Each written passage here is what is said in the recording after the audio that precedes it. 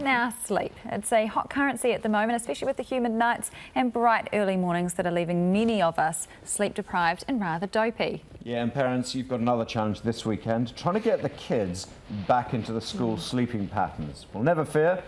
Help is at hand. Let's bring in our sleep expert, Kirsten Taylor.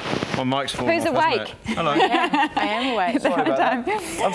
So during the school holidays, the kids are obviously, they're staying up late, they're getting up late, they're maybe dozing in the afternoon. Well, actually, probably not. But, No. but the whole thing's disrupted. How much sleep do they actually need to get? It's really important that parents focus on trying to get their kids a minimum of 10 hours sleep a night, because all of the research is really clear that if they don't get that 10-hour benchmark, then it has a massive impact on them psychologically, their behaviour and how they cope with life. Trouble is, Sunday evening this weekend, it's difficult to suddenly sort of flick a switch and say to the kids, right, now you're going to get to bed, at 8 o'clock, so you can be up at 6:30. They won't be tired, maybe.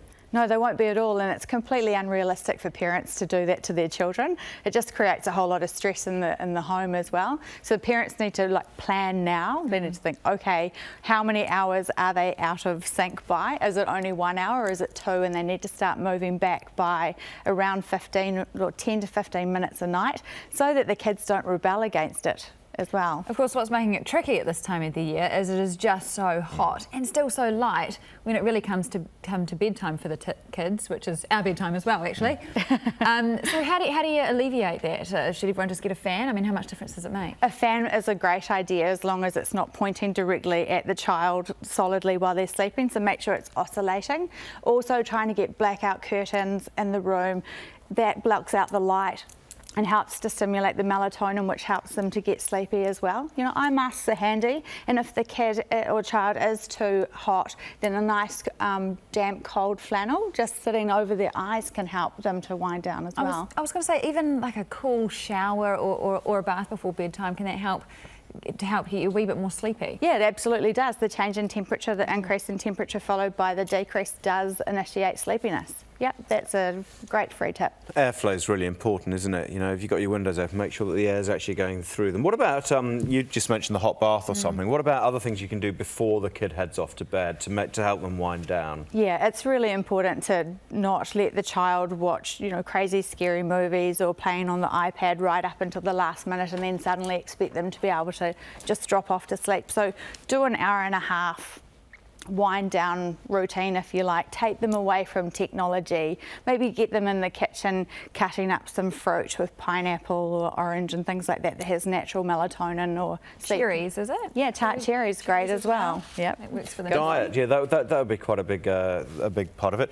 Look, for the 1% who've just come back from overseas holidays, jet lag's going to be an issue as well. Throw that in the mix. Yep, definitely. Parents need to have realistic expectations around that. If there's been a change in the body clock, then the child is not going to be able to go immediately back into a New Zealand routine. It's approximately 1 day for each hour that there's been a time zone change, but obviously if it's a 32-hour flight or something, then it's not 32 days until it comes back. So it's just a general rule for the short haul, and really it's about getting them out into the sunshine early in the morning and getting them into a dark room at night and reset that circadian rhythm or body clock so that their body readjusts. All very good tips that parents, I'm sure, can take on board from tonight, really, if they haven't already started. They need to start now. Depending on when the kids go back to school.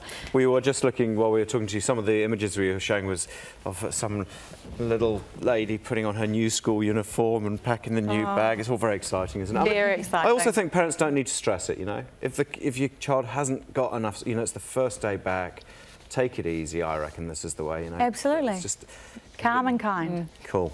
Fantastic. Thank you very much indeed, Kirsten. Good advice.